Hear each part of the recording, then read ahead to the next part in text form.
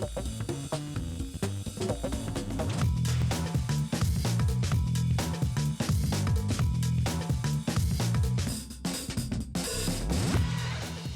Lisa Abramowicz. Welcome to Bloomberg Money Undercover, a show that provides valuable insights into alternative investments. We take you inside the world of private debt, equity, and real estate. Well, let's get straight to the burning issues in private markets. The democratization of private equity gains steam with Vanguard jumping in. Plus, demand heating up for risky loans, fueling CLO sales and prompting the Fed to boost scrutiny.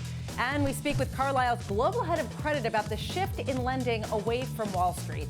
Well, let's get into some of these burning issues. With me today, Bloomberg's Sonali Basak, John Gittleson, and Lisa Lee. Sonali, please get us started. Vanguard getting into private equity, why? So if you look at Vanguard's traditional products, there's really a race to the bottom in terms of fees. Private equity does tend to have higher fees, and not to mention there are fewer public companies out in public markets these days. So it makes sense for BlackRock and Vanguard to want to have these longer-term investments in private markets where returns over the longer term have been higher than public market returns. So is the idea here people think that Vanguard's going to pressure private equity fees lower, or is there some other kind of purpose here for Vanguard? Listen, there is a belief, this is not Vanguard didn't get in to push the fees lower. Is that a repercussion of what may happen here? Absolutely, because Vanguard is the world's second largest asset manager. The way they structured this deal is through a private equity fund of funds. Lisa, I think another big question here is what kinds of fees are pouring into their consumer? Because you're paying Vanguard, then you're paying the private equity fund of funds, and then you're paying the private equity firm that they're invested in.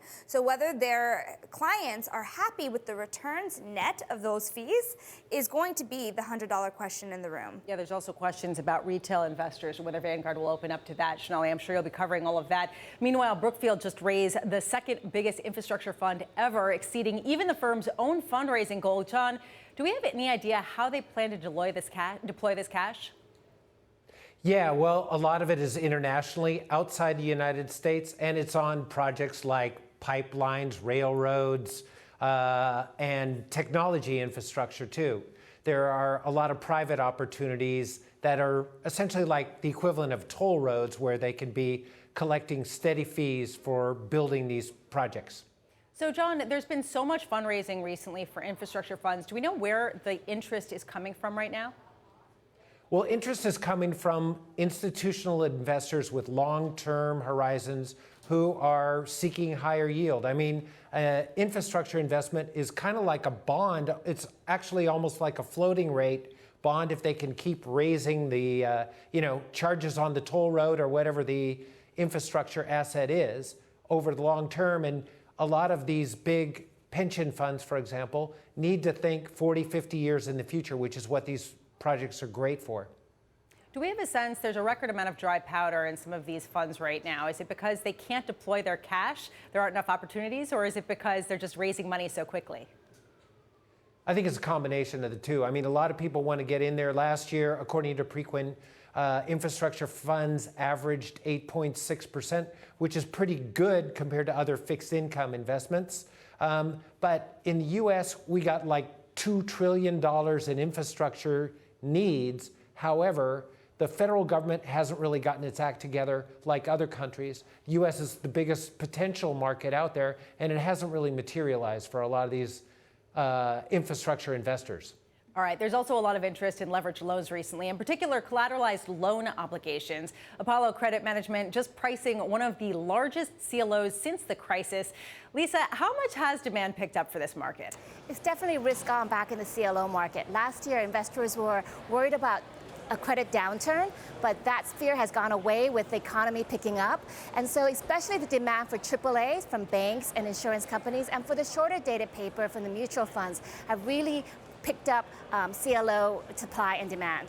So how much is CLO issuance kind of rushing to meet the increase in demand here? Well, it takes a little time to get these vehicles together. So last month, you didn't see that many new issuance, but already we have about $5 billion in the pipeline, and also refinancings and resets are picking up. So there's a lot of CLO managers trying to rush on and meet the demand. Lisa, last week, the Federal Reserve came out and said that it was going to include leveraged loans more strenuously in stress tests. Leveraged loans obviously underpinning CLOs. I'm wondering how significantly this will affect the market, if at all. How serious is this substantial regulatory push? Well, I do think it will allay some fears. Regulators have highlighted leveraged loans and CLO as a systemic and as an economic risk. I don't think there's many people who think that would be a very strenuous or a different outcome that most banks will pass. Banks, for the most part, have different areas of risk. It's when they underwrite loans, also warehouse CLOs, and also many banks buy AAA CLO. But I think most market participants feel like banks have managed it fairly well, and so this market stress test perhaps will allay fears, but won't really change any dynamic one way or the other. Lisa, thank you so much, and to all of our reporters, we appreciate it. It brings us to my next guest, David Moffett, partner, head of tactical investment opportunities at CLO management at LibreMax. He's also the president of Trimaran Advisors.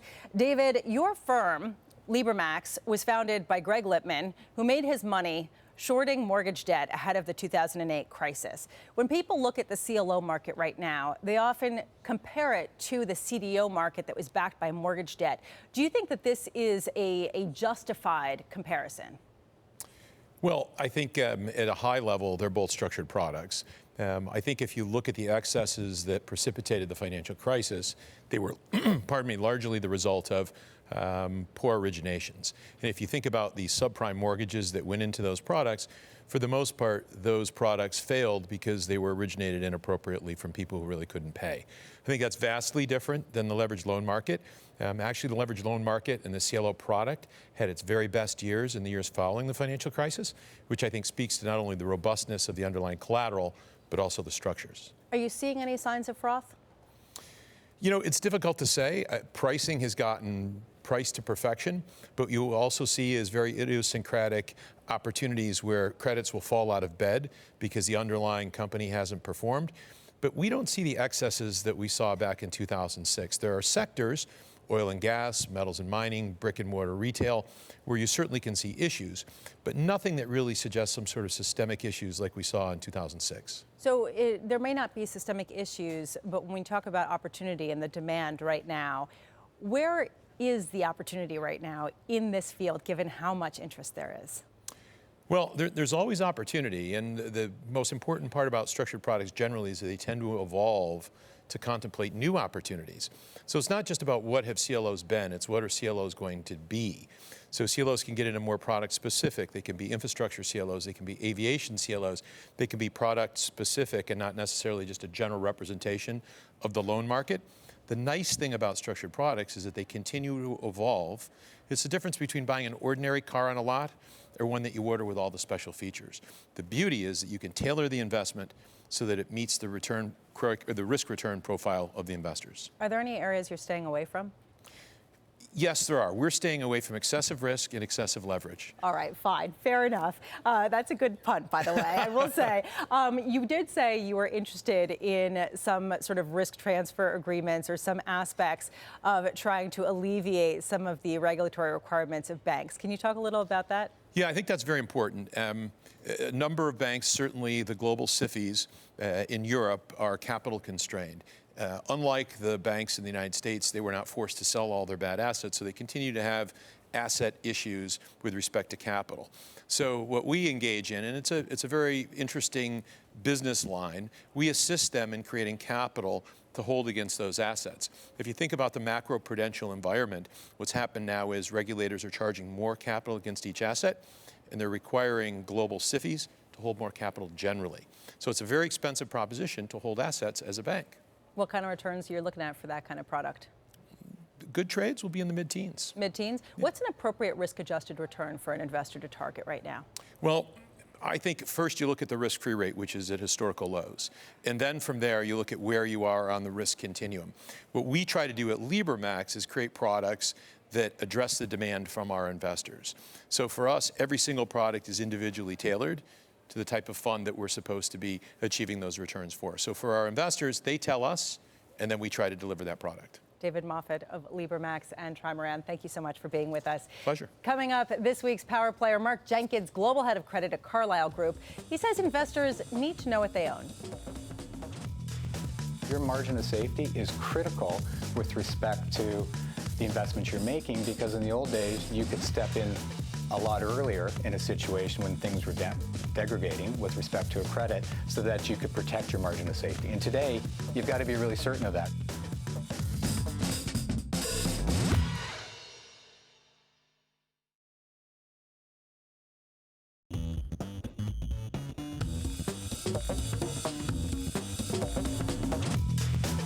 I'm Lisa Abramowicz. This is Bloomberg Money Undercover. Now time for our Power Player, or look at some of the most notable names in private markets. Recently, we had a chance to sit down with Mark Jenkins, Carlyle's global head of credit, who oversees $50 billion of credit assets, to talk about everything from froth in the market to protecting against a downturn.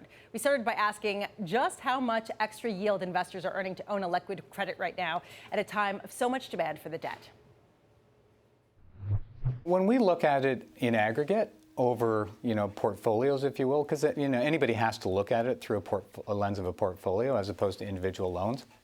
On average, if you look at it, that relationship between liquid and illiquid, if you will, direct lending in particular, has remained relatively constant, and in fact is slightly higher than post 2008, 2009. And that relationship, although liquid loans have tightened in over time, and especially in the past month we've seen them tighten in, it's a relative spread between the two has remained relatively constant. I'm wondering, from your perspective, how much do you see this increasing, where pensions just go directly into both private equity and direct loans without an intermediary? Well, I mean, you started seeing that back when CPPIB started doing that in 2005, and we see it across the board with a lot of different plans that are trying to migrate towards that. I'd say the number one thing, however, is you have to have the appropriate governance structure in place to make that work. And what that means is, do you have a governance structure that allows you to put in place teams that can go direct versus going through managers? And will those plans be able to bear the cost? And there's quite a substantial cost involved in going direct versus going through funds. Given your vantage point right now, where you can really see what a lot of different pensions and other institutions are doing right now, do you feel like they have the correct understanding of what returns will be over the next 5 to 10 years? Well, certainly across all asset classes, there's pressure on returns, right? It doesn't matter if you're in equity, if you're in real estate, if you're in credit. They're under pressure, just given the amount of capital that's coming into the space, generally speaking. Generally, the trend is most plans are recognizing that those returns are going to be lower in the future than they have in the past. I mean, that's what we're observing, more or less. And as a result of that, people are trying to adjust their portfolios to position for that. And again, I go back to, that's why you've seen such a migration from liquid into illiquid assets, because if you can invest over the long term and feel comfortable over the long term investing through cycles, then the ability to pick up that illiquidity premium is quite valuable to a plan or a pension plan or insurance company, et cetera, for their beneficiaries, for their policyholders, for whoever gets paid out of those endowments. It's very valuable. How big is that liquidity premium when it comes to how much larger the returns could be on a subset of private assets versus public securities? Obviously, it depends on which security you're looking at. It depends on where you are in that risk-return spectrum. But broadly speaking, and this is true in credit more or less, it's between 100 and several hundred basis points relative to the other risk-adjusted liquid assets that are out there. Now, that moves over time, obviously, but generally speaking, that's what's been observed in the past. Will that continue in the future? Who knows? If you know, that would be great. Let me know.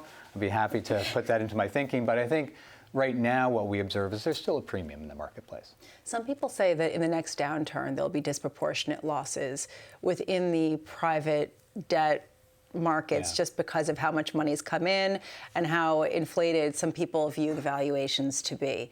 What do you say about that? I think there's two things that I can tell you with certainty. One is in the liquid markets, with covenant light being north of 85% of what's been done in the marketplace in leveraged loans, and then in the private market where there's been a loosening of documentation, definitely, and we see that as well, that means over time that the probability of default is going to go down. Because you don't have a reason to bring somebody back to the table if you don't have covenants or you've loosened your covenants. That's point one. Number two, though, and we're observing this already, is the severity of a default is going to be much greater. So, i.e., the amount of money you're going to recover in a default situation is going to be less. And we're seeing that already. So what does that mean? Well, from an investment perspective, from where we sit, it means two things. One, we're late cycle. We all agree on that, or most people would agree on that, that we'd say diversity of your portfolio, not just in terms of individual strategies, but across strategies is very important. And that's something that can protect you to some degree against those defaults. And then number two, which is very important compared to maybe 11 years ago, is that as a credit investor in particular, it's much more important that you understand the underlying enterprise value of entities that you're investing in, because your margin of safety is critical with respect to the investments you're making, because in the old days, you could step in a lot earlier in a situation when things were degrading with respect to a credit, so that you could protect your margin of safety. And today, you've got to be really certain of that, especially as you said, as multiples are up. And with EBITDA add backs, et cetera, it makes it even more inflated with respect to how much leverage you have on some of these companies. So know what you own. And I'm know just what you own and be very thoughtful about the underlying enterprise value. So understanding those companies, those industries, those sectors, how the macro affects the overall micro, which is really more important now than it was perhaps 10 or 11 years ago, all very critical. That was my conversation with Mark Jenkins of the Carlyle Group. Jenkins talked about diversifying within private assets to protect against losses in a downturn. His comments highlight an uneasy tension in all markets right now. Many investors believe we're late in the economic cycle, and yet there are still plenty of returns to be had and lots of money looking for income-producing assets. And this tension is playing out in debt markets of all types, record amounts of junk bond issuance, but at the same time, investors are pushing back on some of the most speculative deals. Coming up, everyone uses the term the 1%, but what does that really mean? We drill down into the numbers next. This is Money Undercover on Bloomberg.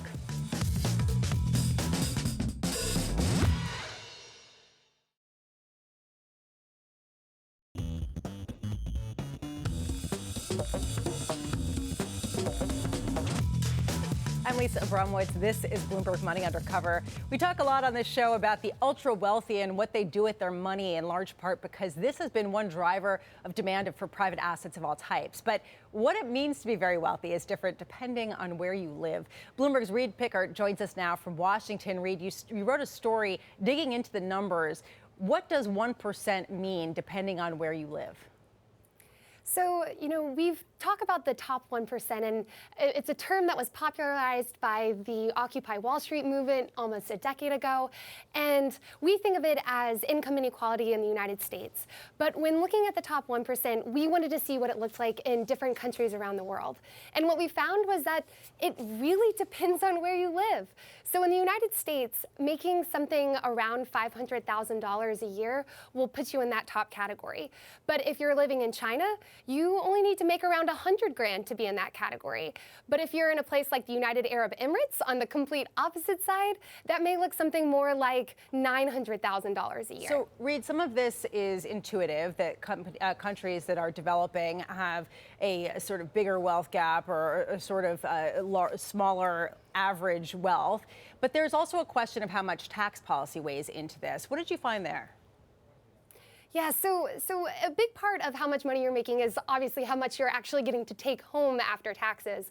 And what we found is the United States is around the middle in terms of where we see our location around the world. But with the wealth tax being brought up by Democratic candidates like Elizabeth Warren and Bernie Sanders, we wanted to see how the top 1% is taxed around the world. And in places like the UK and France, you see tax rates that look more like 45%.